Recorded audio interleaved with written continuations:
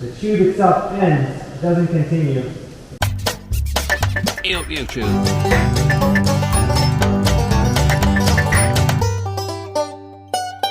Crikey! Well, good morning, YouTube. It's 7:30 in the morning, and off to see these lava tubes. Off to see these lava tubes today. So I don't know how many or whatever happens, but I don't know. But it's a guided tour. You can't just wander around and go and see. This is a bit of a pain because that's what I want to do for YouTube. I want to film it better, but there you go. See what it is and see what it is. So quite entertaining. I think it's only 2 hours, so and I've got to get out of the pitch by 10:30, and I get back at 10 o'clock. So fine. Have some quick cereal, but I haven't had a brew yet. It is what it is. Catch you later. We're just telling about the structure of it. It is up here. Better go. Not quite Boab, but same time family. So we're heading from the savannah down into the whatever bit. I can't remember what they called it now.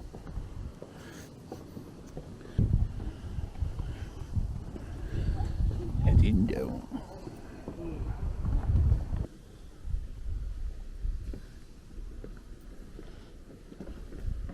So it's like different ecological.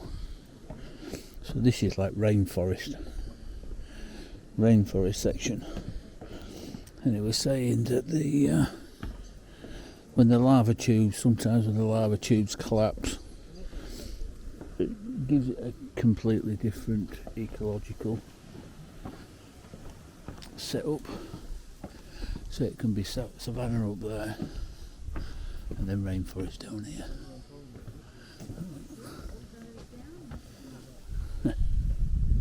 Pretty cool, though. As well see it full of water.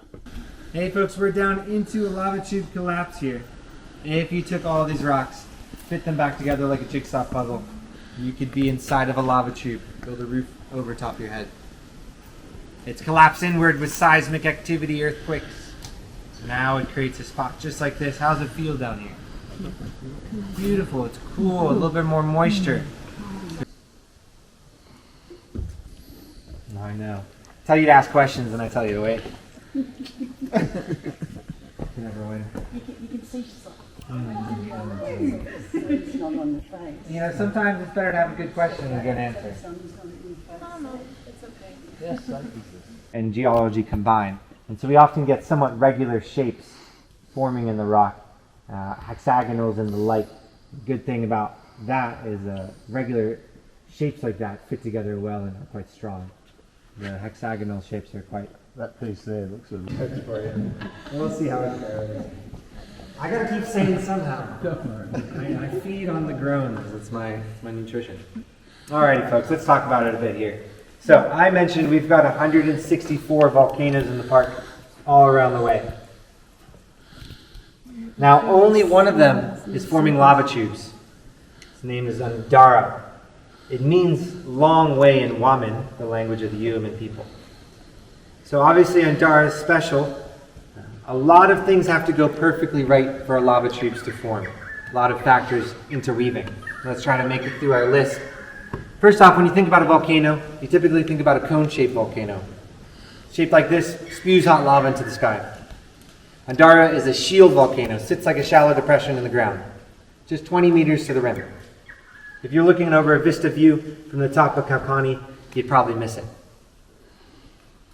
Importantly, Undara went off for some 20 years, 5 or 6 different sessions of activity, we think. Hard to put an exact number to it. The important thing is the amount of lava that Undara produced. 23 cubic kilometers. To give you a reference, if you've seen the Sydney Harbour, that's the Sydney Harbour 46 times over. In case you're still unimpressed, I see some flat faces. Let's check it out over here. This top right one is depicting some of the recent volcanoes in the area and the basalt that's coming from each of them. So the Undara is just here. All this off peach color is all the basalt from Undara. Compare that to Boomerang in the orange, Mount Razorback in the red, Kinrara, Marunga. You could take all 4 of these volcanoes, put them together, and it still wouldn't match how much basalt Undara produced. A ton of lava. A couple other things. The gradient of the land here is perfect for lava tube. So the pitch, not too much, not too little, Goldilocks zone. The lava is low in silica. It's a particular kind of flow, sometimes called ropey or pahaho flow. And the temperature of the lava is just a bit above what it normally is. And last but not least, we've got that great dividing range acting as a granite basement beneath us for the lava to flow over top of. So Undara has 3 main branches, a northern, a northwestern, and a western branch. We're standing in this northwestern one. That's the really long one. It's the one where the tubes are formed. All of them are following old riverbeds. So imagine this, 190,000 years ago, Undara begins to erupt, that lava blankets the landscape, begins to fill into old riverbeds, old water courses. Now that's important. As it's filling in the riverbed, the lava is collecting. More mass, more volume. The more mass you have, the more heat you can store. You know this intuitively. If you've got a bowl of soup, it's got a lot of mass. If you want to cool it down, you take a spoonful out. That'll cool much faster than the rest. So that riverbed is that big bowl of soup, keeping the lava nice and hot, flowing downstream. First time Undara erupts, pushes lava about 17 kilometers. Next time, let's say 37. Next time, 56. We don't know the exacts, but what we do know is that over 20 years, Undara has pushed that lava on this northwestern branch 160 kilometers away, past Mount Surprise, forming the wall. That is the largest single flow of lava on the Earth. Sometimes volcanoes will work together and they can push further, but for one volcano, that's the biggest one we've found. We've been taking images of Mars and the Moon. We still think that's the biggest single flow that we've found. So it's in the first 60 kilometers that tubes actually form. By the time it's made it down here, it's cooled too much. It can't form tubes anymore. But it did form that big wall, 40 meter by 40 meter caterpillar basalt out past Mount Surprise. So in this first 60K, we get our lava tubes. That's where we're in today. So how does the tube actually form? We get this idea of the lava flowing down the riverbed. We know that it's hot. We know that it's a particular kind. As it's in that riverbed, the top portion begins to cool slightly and form a skin. A bit like the skin on a bowl of custard. Just that top portion. That's our roof up above us. Typically about 1.5 meters to 3 meters thick, that skin that forms on the top of the lava flow. What that does is it provides thermal insulation for all the lava underneath of it. It stays nice and hot in its liquid state. It continues to flow.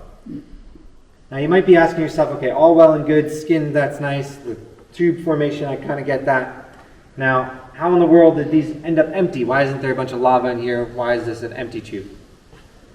Think about having a tube with water in it. If it's flat, water's just going to stay there. If you give it a little tilt, you know that water is going to run on out. It's a liquid. The trick is you got to get yourself to think about the lava like a liquid. It's very viscous, slow flowing, but it is a liquid nonetheless. So if you've got a tube and you get just enough of a tilt, that lava will keep draining out like water. Still liquid itself. How's that, folks? That's the main thing I got to get across to you today. Once you understand this, it's most of bad jokes in your questions. Oh, no, that's it. But you can make it to there, and it's just about 5 levels.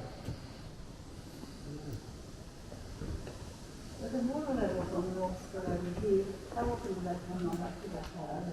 Cool, isn't it? Not every year. Pretty cool.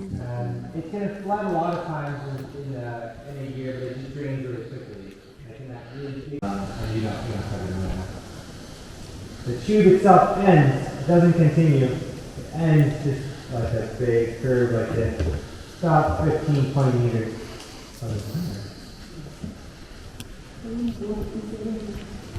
Perfect circle.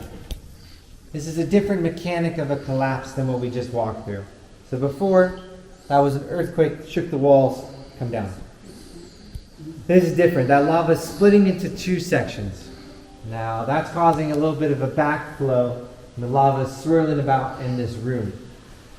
Now as it's doing so, the gases inside of it are beginning to rise upwards, start feeling in that ceiling, putting a little bit of pressure up on that still semi-molten roof. Now what's most likely happened is the water downstream, or the lava downstream, found a bit of water, and when it touched it, it vaporized it instantly. All that steam, water vapor, came back up the tube, and it started to collect on this point that was already bubbling up a little bit, and it starts pushing more and more pressure up on the roof like a big bubble. Eventually that pressure became too much and it popped. Big thing called a phreatic explosion causes this collapse here to be a near perfect circle all the way around. Giant bubble pop. Leaves the walls intact, but the top blown off. Now these fig trees call home. They love it here. It is, yeah. So these are the roots underwater of this tree here. Fascinating. Really fascinating. Really fascinating.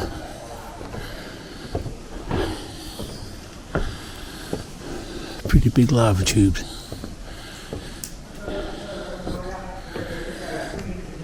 We reprinted Anne Atkinson's book she published. Sorry.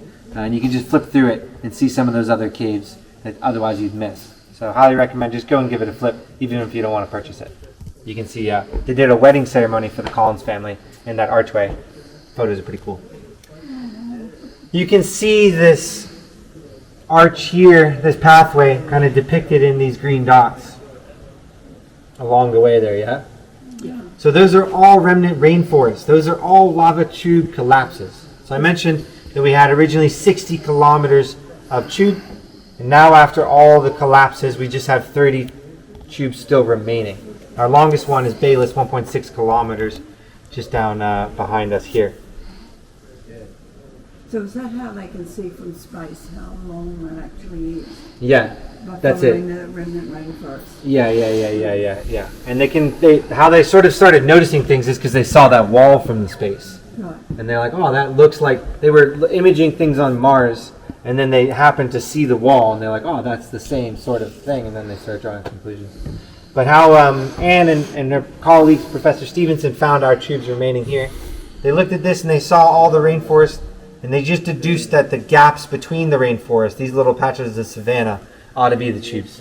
They marked all those as potential sites, spent the next couple of decades going to them, finding out all of them, seeing which ones we can get into. And like I said, we've got 30 now. Only 8 of them we can go into.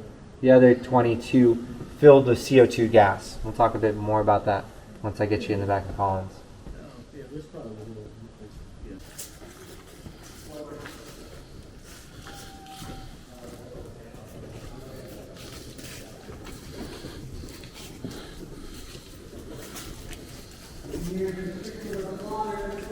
Lines along the way. These are lava lines. Behind me as well, all this lava lines. So that's the lava being here at that level for some time. It begins to cool and harden, leaving an impression along the side. Lava lines all over along here.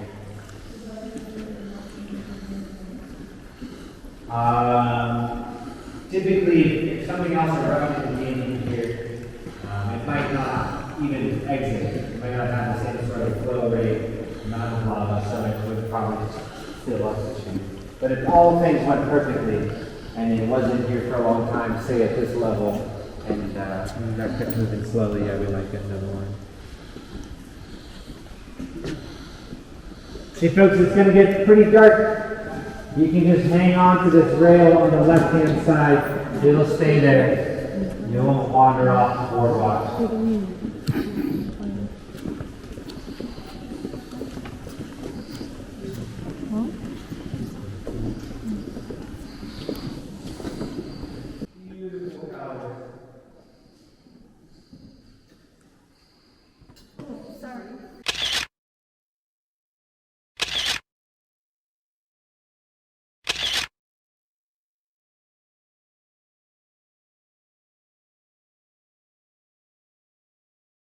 Yup, and good morning YouTube. Well, spot that I'm at, it's just a little free spot side of the road. Again, there's lots of these that are about. A couple European, couple in Australian, from Germany, and wherever it is. I've forgotten the names. I told you I've forgotten the names. But yeah, a bit more. There's a lot of them gone now, but pretty cool. So I had a bit of an early day yesterday. I was just tired. I went on the what was it? The lava tubes yesterday morning. So yeah, so I had to get up early, and not my usual lazy day. But I used to do. I need lazy days. I've been gassing most of the morning today, so I'm gonna have a bit of move and then go up to another. I think it's like a historic village, so I'm heading up there today. Right, see you when I get there.